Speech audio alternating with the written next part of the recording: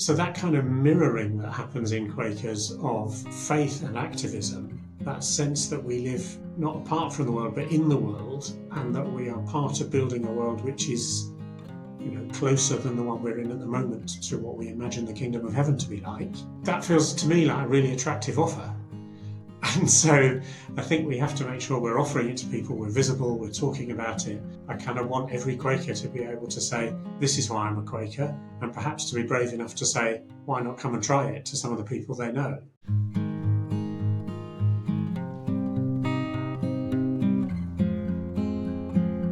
I am thrilled to be joined on this episode of Quakered Up by Paul Parker, recording clerk of Quakers in Britain. I've got lots of questions to ask you, and I suppose maybe we'll start with there. So, recording clerk, Paul, what if people are watching this video interested about Quakerism? They might not know that role. What do you do? What could you maybe start? We'll start there, and then we'll dive into your personal journey and so on. Yeah, of course. I mean, I usually characterise it as having three bits to it.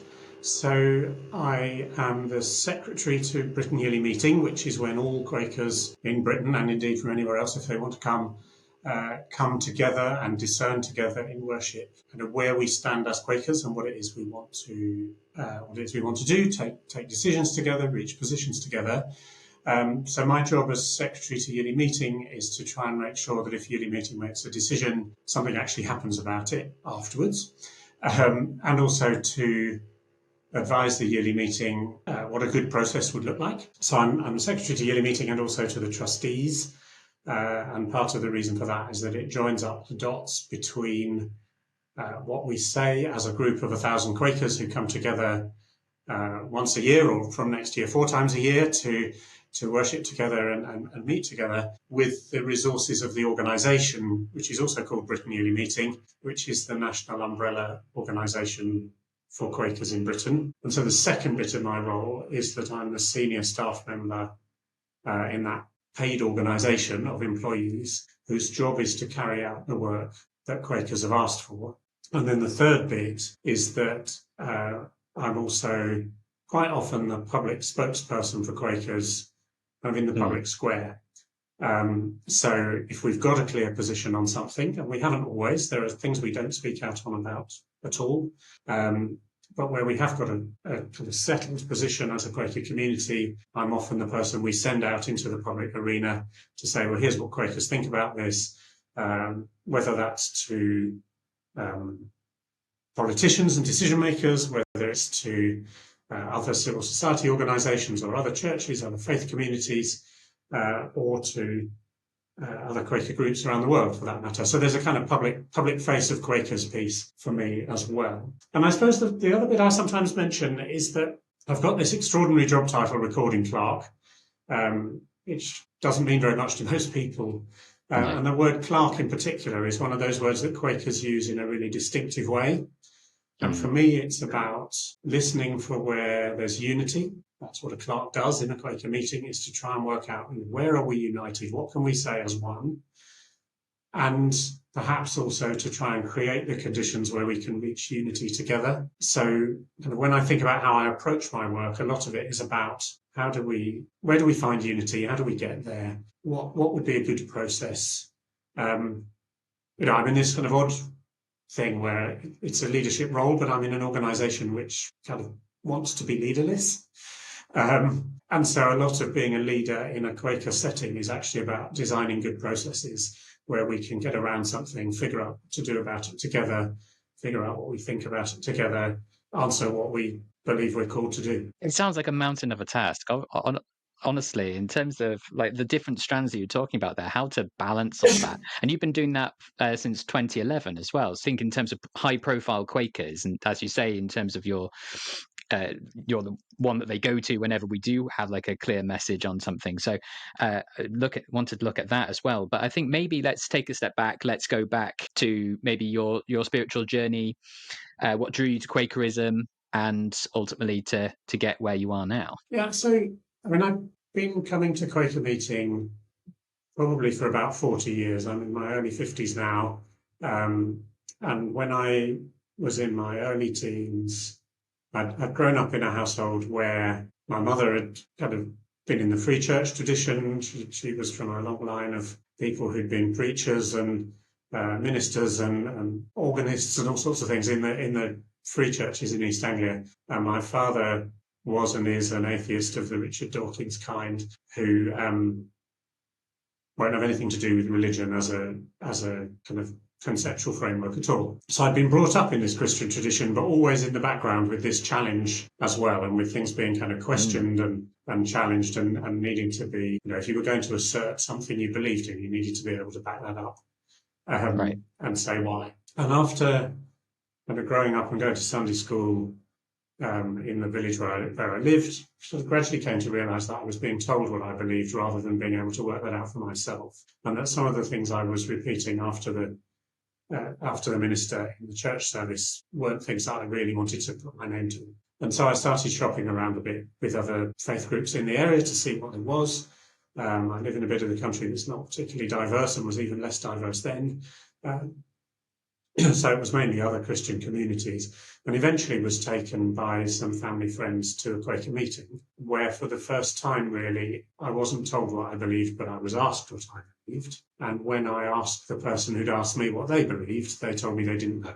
And so suddenly we were in a space where it was okay to be uncertain. It was okay to figure things out for myself. Here were some people who were very open and very generous, I have to say, in my meeting, in sharing their spiritual journey and their sort of insights they'd come to, but who weren't dogmatic about saying, and this is what you must believe as well. So that was my introduction to it, I think. And I went to meeting, struggled with an hour of silence, as I think everybody who goes to meeting for the first time does, but recognised that there was something in this group of people that was interesting to me.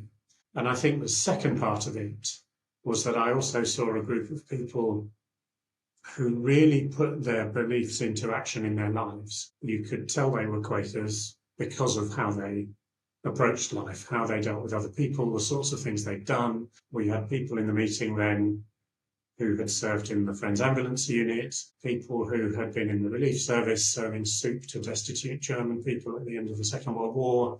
We had people who'd worked in education all around the world. We had somebody who was putting her liberty on the line protesting nuclear weapons. There were people who'd been at Greenham Common. It was just an extraordinary group of people who came together for this very ordinary activity in quite an ordinary building. And somehow you saw that whatever happened for them in the meeting for worship was kind of infusing the whole way they approached life. And I remember being very impressed by that. And I suppose 40 years on, I'm now in a place where I have to remind myself when I look at people coming to my meeting for the first time, am I and my generation of Quakers living up to that? Yeah. That was what drew me in the first place, which is a real challenge. Carrying on that mantle, yeah. I like that idea of you asked a Quaker what they believe, and they said, "I don't know." My wife does this an awful lot. She asks me, "Well, do you believe in God? Do you are you a Christian?" And my answer is pretty much uniformly, "I don't know." But I think this is something which Quakerism is really good for, because it allows you to work through this. And I am not in the same place spiritually. I'm sure you would agree. For yourself as well, I'm not in the same spiritual position that I was when I started joining Quakers to where I am now. Quite often, when I said the person who asked me what I believe when I asked them didn't know, but I think quite often people answer with another question. So people say, "Do you believe in God?" And when you say, you don't end up with a yes/no answer to that. You have, well, what do you mean by God? And then you'll find you have a different conversation about what people do believe in or don't believe in, or yeah, well, that was going to be precisely my question. I think instead of being in a place where you're told what to believe, where everyone theoretically believes the same thing, because we don't, we have this opportunity to have this discussion where we can be introduced to a vast array of different spiritualities, religions, faiths, which we wouldn't necessarily otherwise come into contact with. I've had lots of talks with people who are heavily influenced by Buddhism but are still Quakers, and things like that.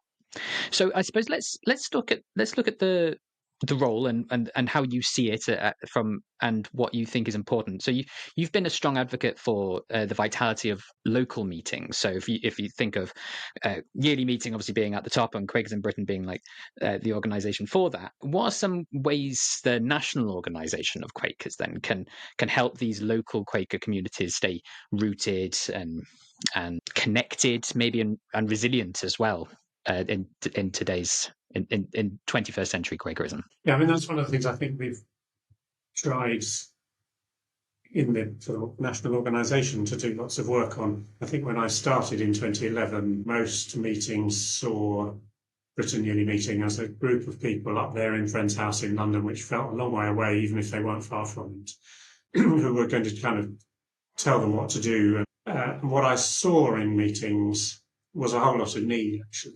People wrestling with various things, trying to work out how to do things well, but also a sense of, I think, two things. One was there were lots of things that were kind of nearly happening, but there was something that stopped it from flourishing, and that might have been there weren't quite the right people, or it might have been that people felt a bit isolated or hadn't really got any connections with somebody else who wanted to do something similar. There was a sort of lack of confidence in lots of Quaker meetings, which meant they felt a bit kind of heads down, keeping themselves together rather than turning around and facing the world. And I think the other thing that people often felt was lacking was a sense of permission to go and try things. So there were lots of conversations where people were kind of like, can we do this? And we said, yeah, why not? And so what we've done over the last few years is to kind of flip things upside down so that instead of having a staff team who are kind of based in one location and try and reach everybody, we've put out local development workers all over the country who are near to where friends are, who can turn up at meeting on a Sunday, who can sit down with people and say, well, can we work out how to get this to happen or that to happen, who can sort of get under the skin of what's important in different Quaker meetings. Quaker meetings are really different from each other. But it can also say, well, here's something that's going on over there, and would that work here? Could we try this thing? Could we try that thing? And so that's helped, I think, with all those things that were nearly happening. It's been able to remove some of the barriers and some of the diffidence that was around. But it's also built real links between Quaker groups in different places that weren't connected with each other before. And so there's a lot of energy in that. And we're that's still quite new. We've had local development workers now for 7 or 8 years, but lots of areas have only had theirs for a year or two at this point. It's still a very new scheme. But we're really beginning to see that things can happen. And, I think there are exciting signs that meetings are starting to do more outward-facing things, events that people can be welcomed into. In my own meeting a couple of weeks ago, we had a pride party, and all sorts of people came to that because we invited the town to come and join us. And some people have been coming back to meeting every Sunday since, and that's really exciting. All that took was some people to think that was an okay thing to do, and a little bit of organisation and a lot of enthusiasm. And so how do we kind of build that up so that that's a normal part of how meetings operate? And a pride party worked in my meeting, that might not be the right thing somewhere else. But that enthusiasm, that energy needs to be there. We've got to, if I think about what a total change it's been for me, becoming a Quaker and living as a Quaker and getting involved with Quaker stuff, absolutely, why wouldn't I want that to share that with as many people as possible? Not by going and forcing it down their throats, but making sure people know it's there, that they can come to it, that they can be involved.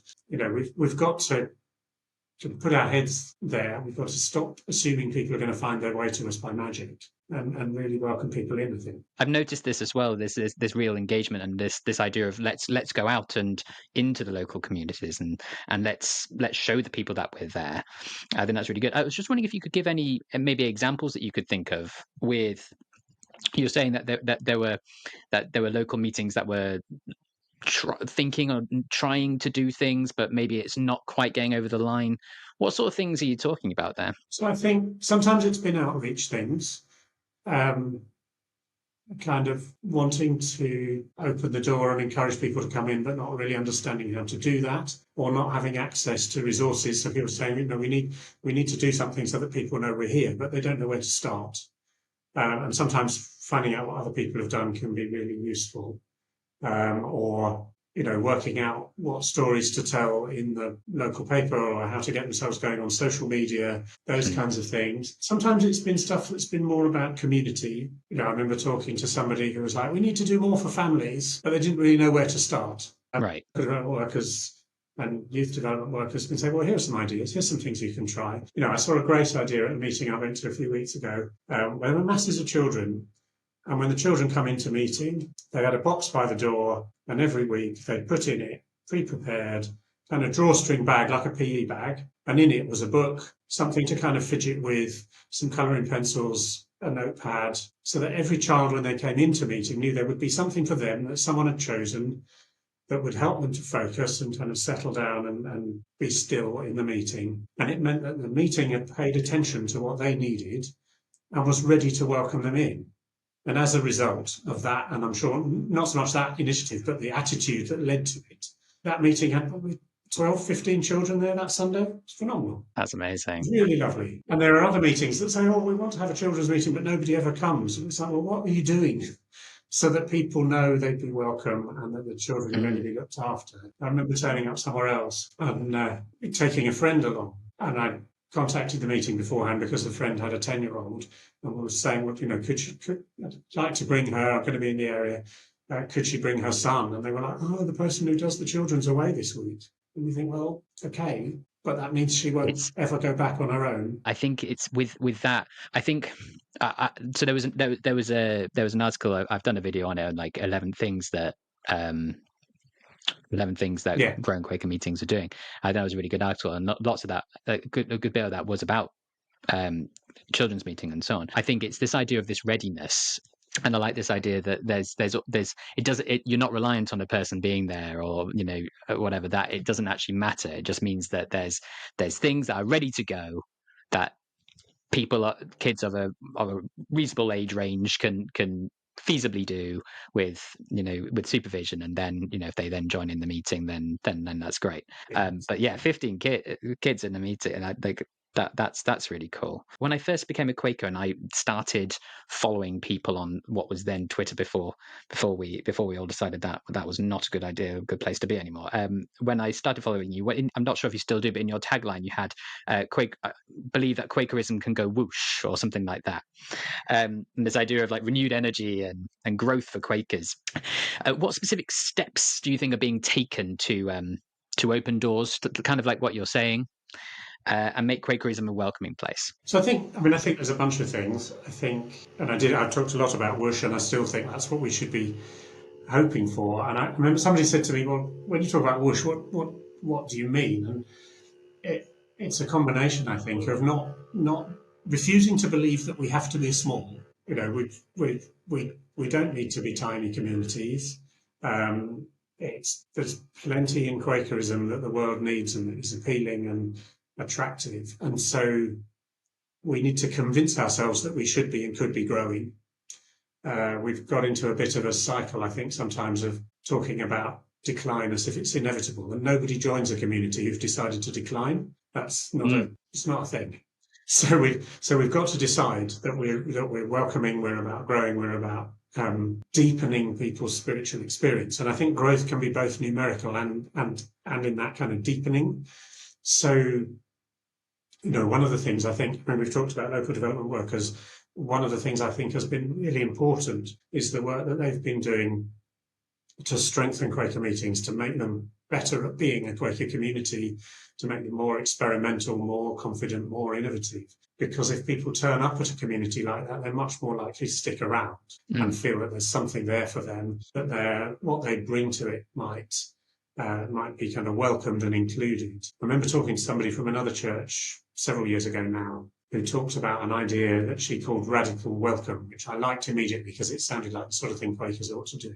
And what she said, how she defined radical welcome, was to say, well, it's not a question of saying to people, if you're a bit like us, you're welcome. It's about saying to people, welcome, and we'll expand who we are to include you.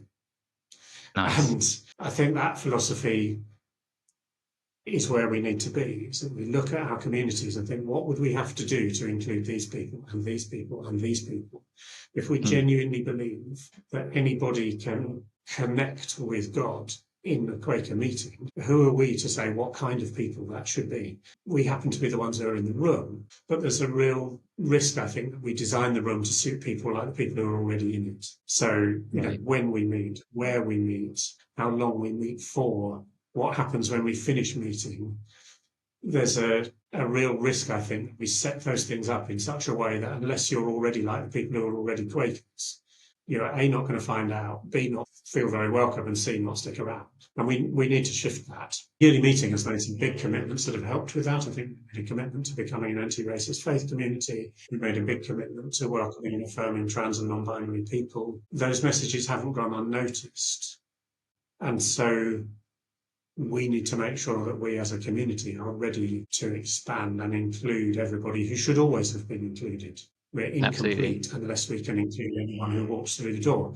We hold a public meeting for worship because we believe that any member of the public can come in and have a spiritually transforming experience. So we have to live up to that in terms of our welcome and our inclusion. What might that look like in practice, though? I agree with everything you're saying, and you know, we've as you've mentioned, we talked a lot at yearly meeting at this annual gathering. But maybe on the ground, what are some suggestions? What are some tips you might say might help local meetings develop this idea of radical welcome? So I think there's lots of things, and I think different meetings are in different places. They're going to have to work things out for themselves. But, you know, why can't we hold meeting for worship at dusk around a campfire? Why can't we hold meeting for worship as a walking event for people who want to be in nature and in worship at the same time? Why can't we hold an early morning one for people who really don't have the space in their family calendar to take out the whole of Sunday morning on the one day of the week nobody's at work? Why can't we do stuff online? And we are. You know, one of the things I think has been a really interesting bit of learning in the last few years is that you can take meeting for worship into an online space, or probably better than any other kind of worship I've ever experienced. And people can have spiritually transforming experiences sat at their laptop at home or sat at their laptop on a train. No, I'm remembering a meeting for clearness I took part in online, which was one of the deepest and most gathered meetings for worship I've ever attended. And we were, you know, a group of 8 or 9 people sat in front of laptops all over Europe. There are so many things we can do, and we have to not get trammeled by a set of assumptions about what a Quaker meeting has to be like. What a Quaker meeting has to be like is a space where we can enter into stillness together and open ourselves to the transforming power of the Spirit. And if you take that as a minimum and try not to put any other barriers around it, then, you know, we can do all sorts of things. And I think the same applies to the sorts of things we do as a community. There are kind of odd gaps. If you look at other churches, some of the things they do are much more open to family participation, to people who are not part of their community joining in. If you look at how the United Reformed Church, for example, works with young people, they run youth clubs. They don't run youth clubs for people who are members of their church. They run youth clubs. Right. And as a result, a whole lot of young people come into their church and into their church hall and meet members of their community. And some of those people will come and worship. We often, I think, operate a bit of a closed shop where we say, well, we'll run some things, but only for people who we already know. And I think we have to be much braver about being in our communities, about opening our doors. You know, we're blessed in lots of places with meeting houses that are really accessible and useful and in good locations and are kind of open and friendly places. Let's use those to really invite people in. One of the things I think is wonderful about Friend's House, where I spend quite a lot of my working time, is that 1/3 people every year come through the door of it, and the vast majority of them are not Quakers. And all of them leave knowing that it was a Quaker building they were in, and they probably pick up a little bit of atmosphere about who Quakers are and the sorts of things we care about. And it, you know, I'm endlessly coming across people, and I say, oh, I work for Quakers, and they'll say, oh, do you work in that place in Euston Road? I went there for something. What a lovely place. I felt it was really peaceful. And so you've already got an opening for somebody to think, Quakers are all right. Maybe I'll try them out one day. I studied at UCL, so I mean, I often had lunch there without even necessarily even thinking about it. But it was, again, just that extra little nudge from the divine that's saying, you'll be a Quaker one day, and you'll look back at this and think it's quite amusing that you spent all this time here and didn't actually engage with that at the time. I want to talk about what you mentioned about seeing, well, this idea that Quakerism, obviously, we're nearly 400 years old now, and we have quite a lot of heritage, quite a lot of tradition that, as you say, may be holding us back, but then actually at the same time is something that in of itself is also quite important, certainly for a lot of friends. So how do we balance our heritage whilst also innovating to this digital, ever-changing, fast-paced modern world? I think there's a bunch of ways. I think we have to be a bit careful when we talk about our heritage and make sure we actually mean the same thing by it. Mm-hmm. I've lost count of the number of times somebody has said to me, well, Quakers have always done this. And you think, have we? I think we did. And sometimes we make assumptions about what our heritage is. And I think one of the things I've always liked about Quakerism is it's kind of constantly in transition. I caught myself a few years ago saying, I think we're at a real moment of transition in the Society of Friends. And then thinking, you could say that anytime.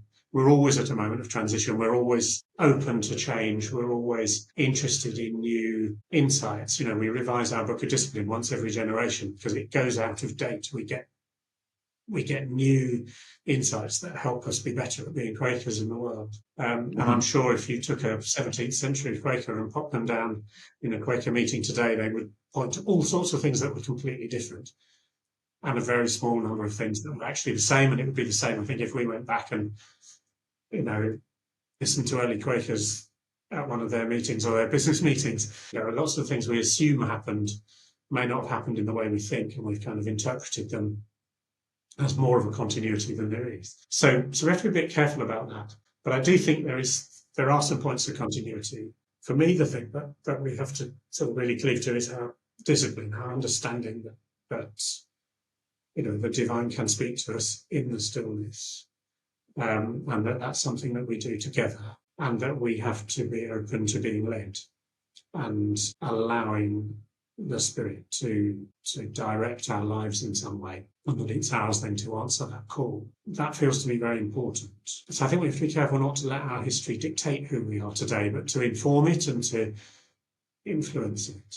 There are bits of our heritage that are pretty uncomfortable as well. You know, we're beginning to uncover things about the Quaker story around enslavement, for example, which are not the story we've been telling ourselves. We'd created a narrative that Quakers were the abolitionists, we were the good people, you know, we were part of bringing the slave trade to an end, and that's true, but there were also Quakers who enslaved people, there were Quakers who carried on enslaving people after Uni Meeting had said slavery was evil, both in the UK and in the US. There was a real reluctance to challenge those people who carried on enslaving. And we need to tell ourselves those parts of our history too, because that illuminates something about our discipline. That, you know, the Yearly Meeting can make a pronouncement that the slave trade is sinful all it likes. But unless we as Quakers, as individuals, change our behaviour in response to that, actually Quakers have said it, but we haven't done it yet. We have to be quite humble about the fact that Quakers were and are human beings, are as fallible as anybody else is, and we have to keep working at that. So I don't know. I'm slightly dodging your question, I think. No, but it's good because I don't think they're two separate things. No, I when this comes out in terms of the timeline of the channel, I don't know, but I'm doing a video on Quakers aren't perfect, basically, because I agree. I think people. I thought that I will talk about this later on, but I thought that one of the many reactions to the police raid at Westminster meeting, a lot of that was this idea of, well, if they're doing this to the Quakers, then something really has gone wrong. Not just the fact that this was, you know, what it was, but the fact that it happened to Quakers, and so my thing is that, yes, is to maybe use, instead of saying Quakers were abolitionists, Quakers were whatever, is to say some Quakers were abolitionists. No, because that is the truth, but it also, as you say, acknowledges that some Quakers were not. There was a piece in the Epistle of Yearly Meeting in 2024 which talked about unity not being the same thing as unanimity.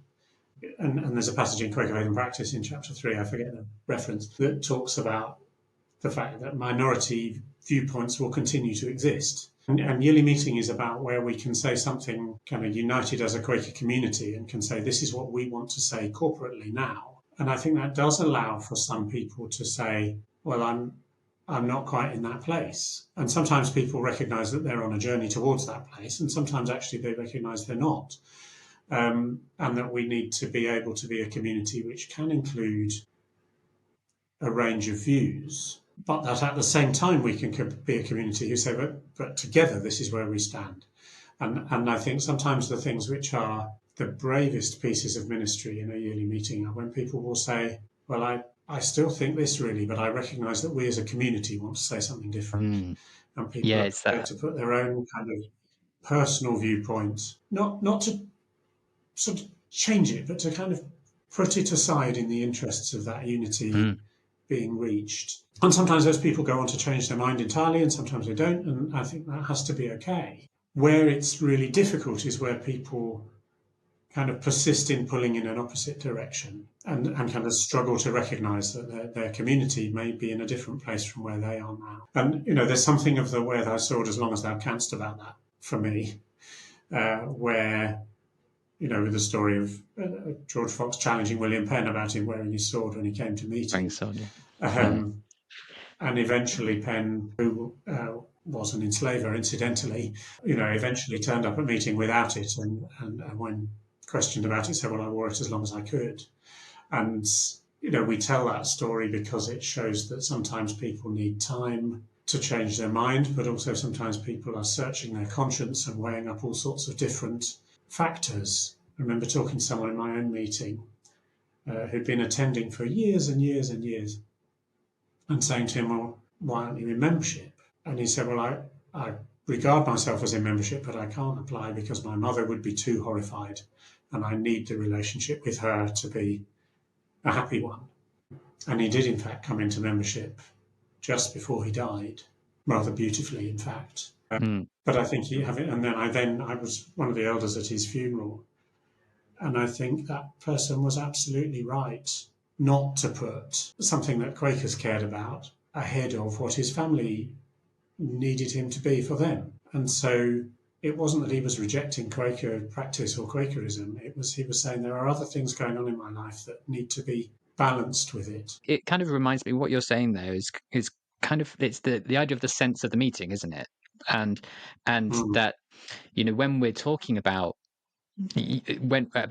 what can we say corporately, it doesn't mean that everyone believes the same thing. It doesn't mean that we all believe this now. It requires a certain humility to be in that position where actually I don't believe this, but I can see, I can feel, and I'm led to believe that this is where we are as a body. And I think that's something that's really important. I think one of the things that's been quite a challenge with hybrid meetings is because I think sometimes people's experience in the online part of a hybrid meeting is quite different from their experience in the in-person, in the room part of a hybrid meeting. It can be quite difficult to get that sense of actually we're here united. I've seen it done and it can work, but I think it's harder than if we were all in the room together, or for that matter, if we were all online together, because people aren't all having the same experience. And there is something sometimes, I think, with really difficult subject matter about being physically in the same space as people who are kind of wrestling their way through something that's really difficult for them, that's difficult to replicate online. And we're still learning how to work with that. I'm sure we'll find a way through it, but it's not the same, and we're having to learn about that. I think things are always changing, especially with how online meeting.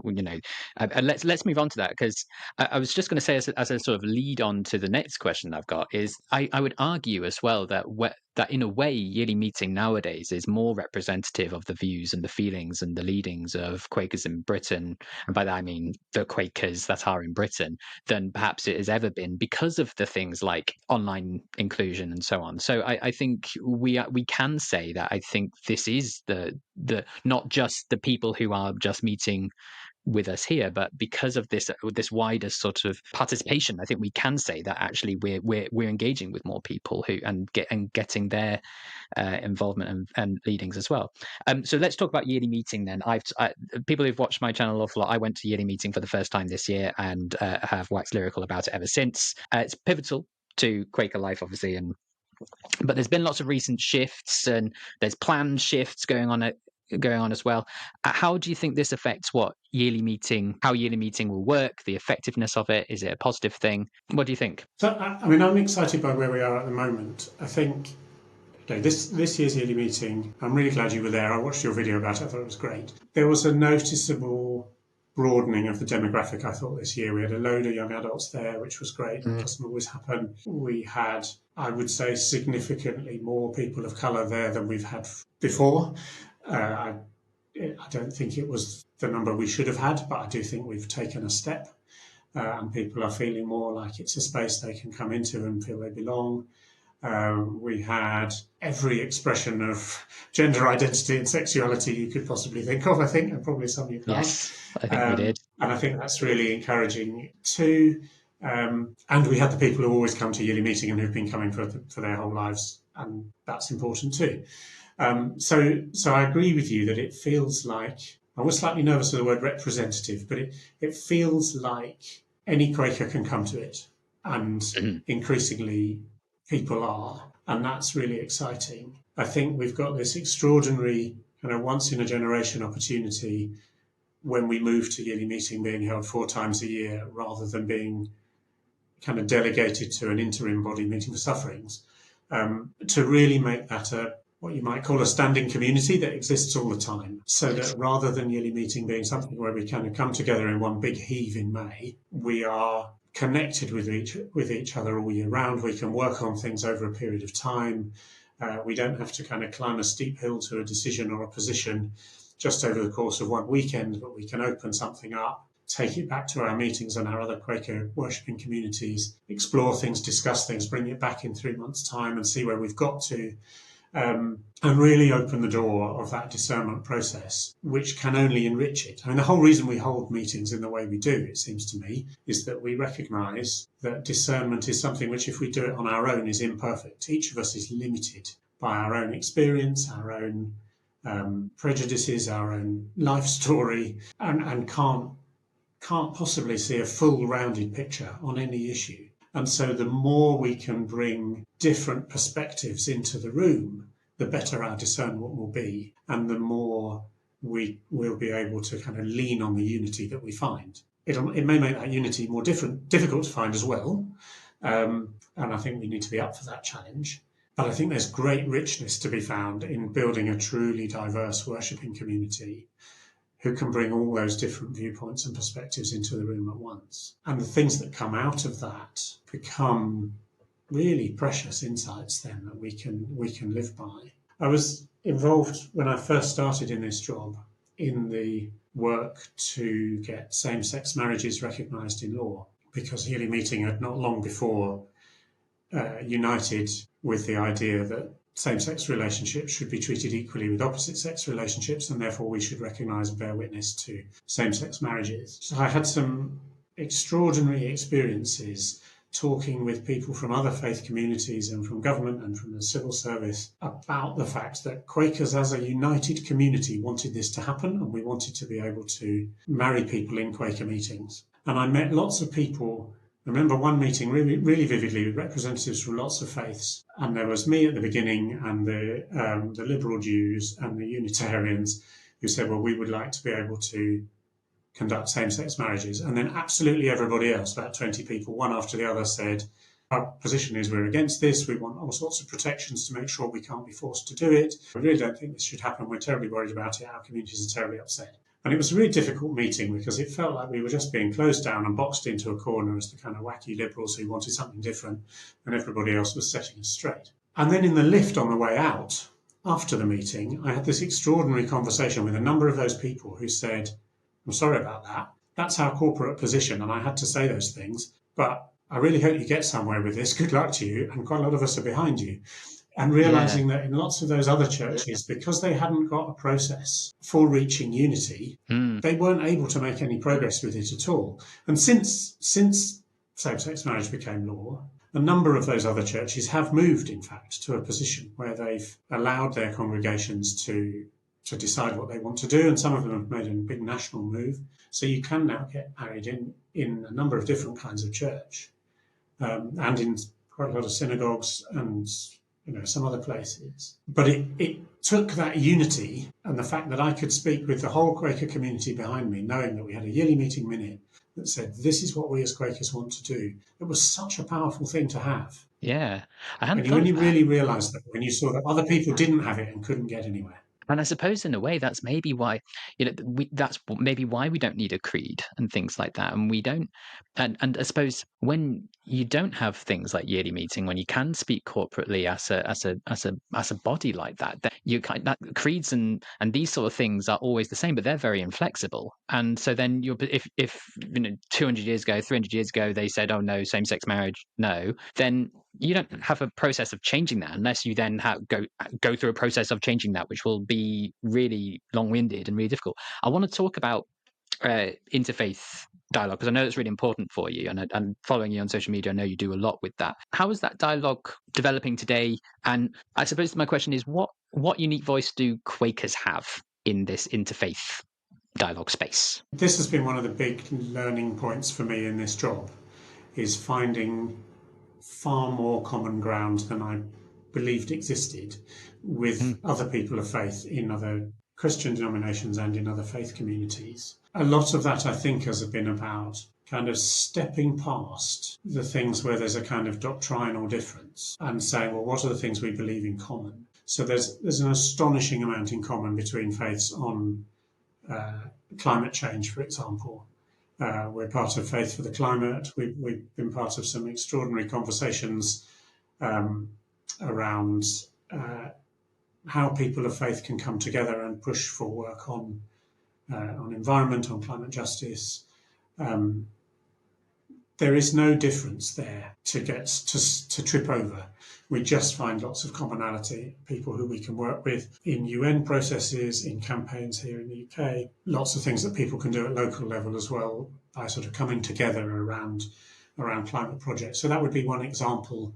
Same-sex relationships has been a different thing. There's been some common ground, but also some real deep difference. And I think one of the things we've been able to do there is gently and persistently keep bringing it back to how we see things. We've been careful not to storm out of the room, but to stay at the table and to listen, to seek to understand, to gently challenge.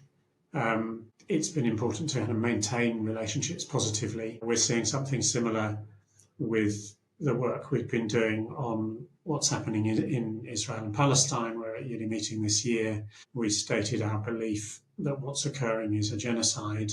And we've had some very tender conversations with people from Jewish communities about that position, which they find really difficult in some cases to hear. We've also heard from some people in Jewish communities who've been grateful that we've spoken out because it's what they're thinking, but there isn't a space where they can say it.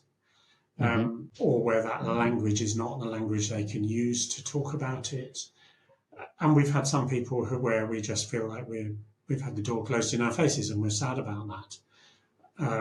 And that doesn't mean we'll stop reaching out to people in those communities to invite conversation and to be open to meeting with people whose view of things is really different from ours. So there's something about being in the conversation, being in the space, being able to hold a space for people to come together and say difficult things to each other without kind of slamming doors and shouting. That's not easy to do. It's heavy emotional labour sometimes for people involved in those conversations, but it can be really important to get those insights. You've spoken recently about the Quaker position from yearly meeting on Gaza.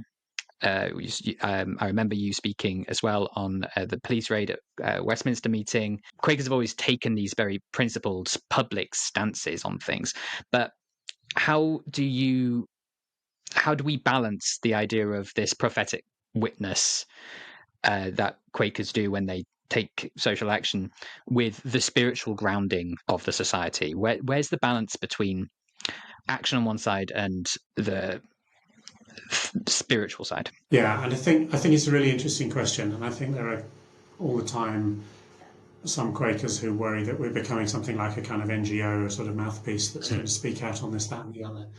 And I'm really clear, in my role as spokesperson, that I can only speak out where Quakers have a position that we've reached together through deep, prayerful consideration. Usually that means we've got a yearly meeting minute. That's the result, not just of a whole yearly meeting, but usually months and months of preparation that people have done locally, minutes that have come from area meetings. We have a sense of this being a shared concern as a community. And there are issues we don't speak out on. And those are the ones, obviously, people don't notice that we don't speak out on things. But we've been careful, for example, this year not to speak out in the assisted dying debate because we don't have a united position on assisted dying. We asked ourselves that question a couple of years ago. Do we have a position? And we reached the conclusion that no, we didn't. We were quite pleased about that in a way, because not having a position is itself quite a distinctive position compared with most other faith communities who have a position and they're against it. Whereas our position was that, we are open to people holding a range of views on that. That has meant we haven't been participating in the debate around the assisted dying legislation that's been before Parliament. Yes. And some people have said, well, where are the Quakers on this? And they've expected us to be standing in a kind of liberal place where we stood alongside them on some other issues, where we've stood in a liberal place, like same-sex marriage, for example, because some of the same people are involved in the campaigns for both. But we've been very disciplined about that and said, no, we don't have a united position. We're not going to speak out. And in the past, again, we've declined to speak out on changes to the law on abortion because there isn't a united Quaker position on that. There might be one if we worked on one over a period of probably several years, but at the moment we don't have a clear place to stand, and so we won't speak out on that. It's really important that people understand, and we try to make clear when we speak out, that we are speaking out from a position of discernment, and we should always be able to point to the minute that authorises us to speak on that issue. We're careful about that. We use the clerks of different committees to check that we are in line with what yearly meeting or meeting for sufferings and sometimes central committees have said on a particular issue. And we're very careful then to try and get the language right. It's often a difficult call. The media narrative moves much faster than the Quaker discernment process. So if somebody wants a comment and they need it in the next 2 hours, you can't hold a business meeting and figure out all over again what it is we want to say.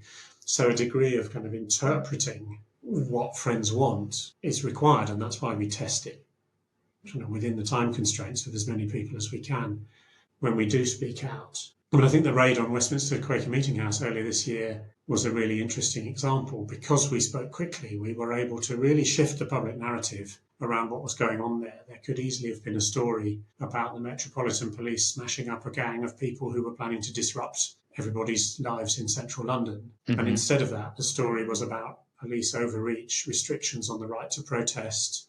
And for lots of people, not funnily enough for Quakers, I think for lots of people, the fact that it had happened in a place of worship was really significant. For us, what was significant was the kind of excessiveness of the police action compared with what was actually happening in the room they intruded into, and the fact that they'd come into a building which was kind of intended to be a place of stillness in the community and in the busyness of central London, and had behaved in a way that felt very aggressive and disruptive to that. But we needed to speak really fast to make sure that was the story that was told and not the other version. Not everyone was comfortable with the fact that we did that, but it felt to us really important. We had a minute from Meeting for Sufferings that was concerned about creeping state repression of protest. So we knew we had a strong sense of Quakers caring about protest rights. We had contacts in the Quaker meeting who were able to speak very much about the impact on them as a worshipping community of the police action. And we have a concern for environmental defenders and people speaking out on the basis of conscience, and had expressed concern before about excessive sentencing, kind of intimidating police tactics, all that sort of stuff. So, those things came together and meant it felt really important that we spoke out loudly and clearly. Rather to our surprise, the public narrative moved with us. We were on the front page of the Sunday Times. We had expressions of support from across Parliament.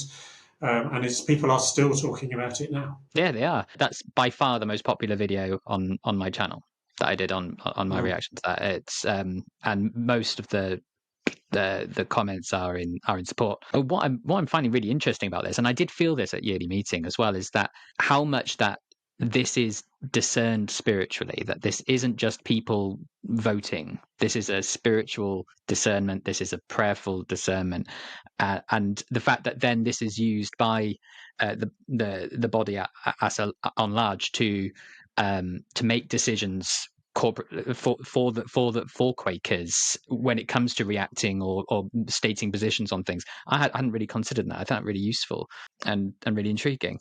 I've got one last question before we go, Paul, and that's simply looking ahead. Really, I know that this is a big part of what you've been trying to do and try and keep Quakerism relevant, keep Quakerism growing. What gives you hope for the future of Quakerism? I'm really hopeful about the future of Quakerism. I think we're super relevant.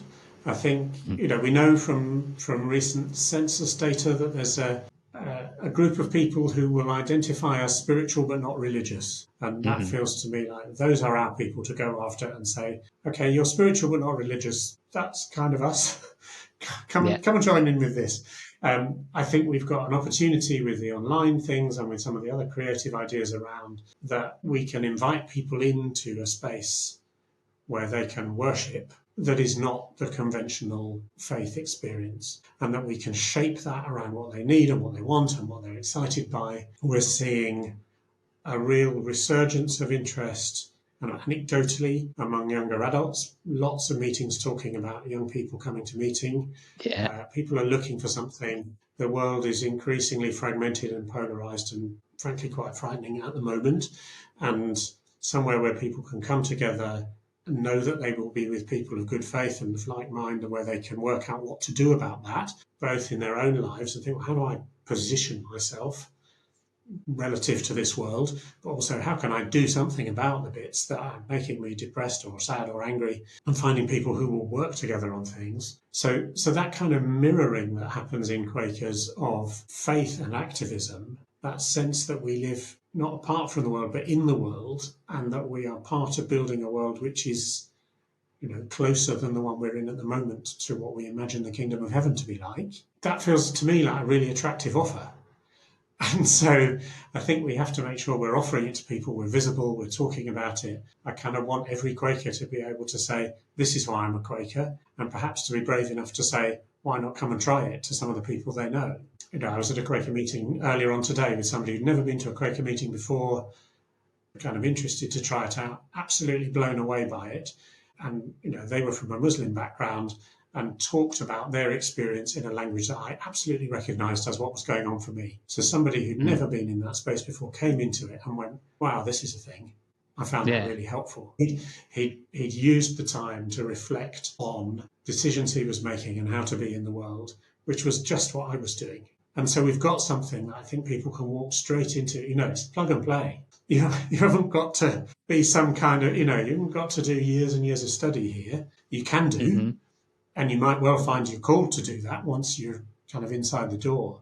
But you can turn up and the transformation can begin straight away. And I think that's so exciting. We've got to put ourselves out there. I think there's everything to play for. I think there are so many interesting people in the world who could only enrich our Quaker communities. And we just have to make sure they know where we are and that the door is open and they'll walk through. Fascinating. That's got me really pepped up to get out there and rustle up some new Quakers. Thank you very much, Paul. Really grateful for your time, and thank you very much for coming on and talking with me. It's great. You're welcome. It's been fun. Thank you very much, everyone, for watching, and I'll see you in the next video. See you then. Thank you very much for watching the video. If you liked it, please do click on the thumbs up and the subscribe button to get more videos about Quakerism in the UK today. It really does help, and thanks once again.